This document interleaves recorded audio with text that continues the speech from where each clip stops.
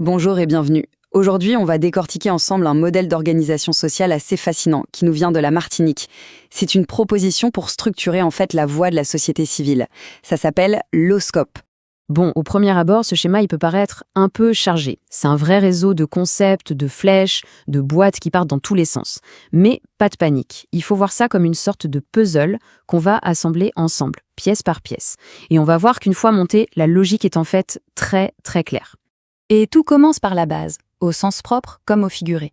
Si on regarde tout en bas du diagramme, il y a cette phrase qui est vraiment le principe fondateur de tout le système, le peuple est souverain. C'est de là que tout part. C'est l'idée que le pouvoir et la légitimité, ils émanent du peuple.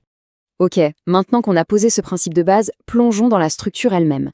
Pour bien comprendre ce mécanisme, il faut démarrer par les racines, par cette fondation populaire qui va alimenter toute la machine. Le point de départ, il est donc très local, très concret. On parle ici des 34 communes de la Martinique et puis des associations populaires, tous ces groupes de citoyens qui forment le vrai tissu social. C'est de là, du terrain, que tout émerge.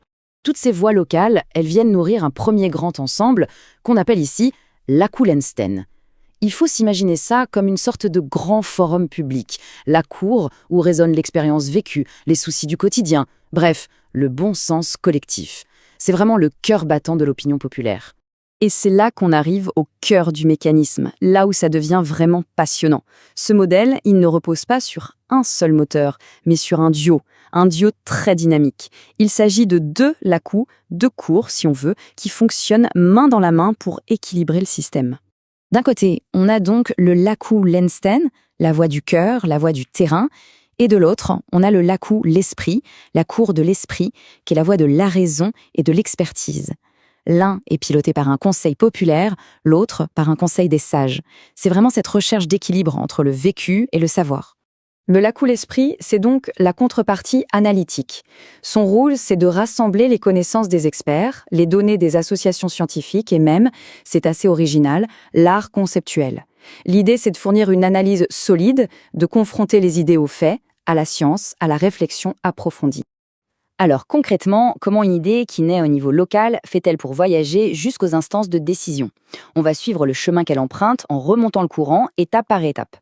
Le parcours d'une idée est donc très balisé. Ça naît sur le terrain, puis c'est débattu dans le grand forum populaire. Ensuite, cette idée est synthétisée, puis elle est transmise pour être analysée, enrichie par les experts, et enfin, une fois qu'elle est bien ficelée, elle est portée par des porte-paroles qui vont dialoguer avec les dirigeants.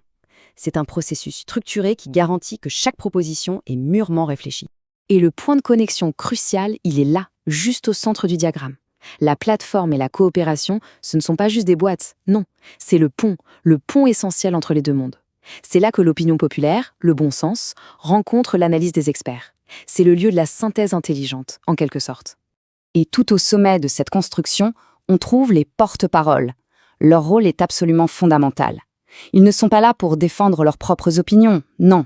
Ils représentent l'idée qui a été filtrée, enrichie et validée par tout le système. Ce sont eux, le dernier maillon de la chaîne, la voix de tout ce processus collectif. Mais attention, ce schéma n'est pas figé. Sa vraie force, sa véritable intelligence, elle réside dans sa dynamique.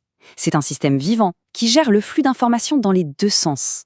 Regardons par exemple la grande flèche qui monte sur la droite avec écrit « bon sens ». Ça illustre parfaitement la boucle positive. Quand une idée est bonne, qu'elle fait sens pour les gens sur le terrain et qu'elle est validée par l'expertise, le système est fait pour la faire remonter et influencer positivement la gouvernance. Et à l'inverse, regardez la flèche qui descend à gauche, non-sens. Ça, c'est le mécanisme de contrôle, la boucle de responsabilité.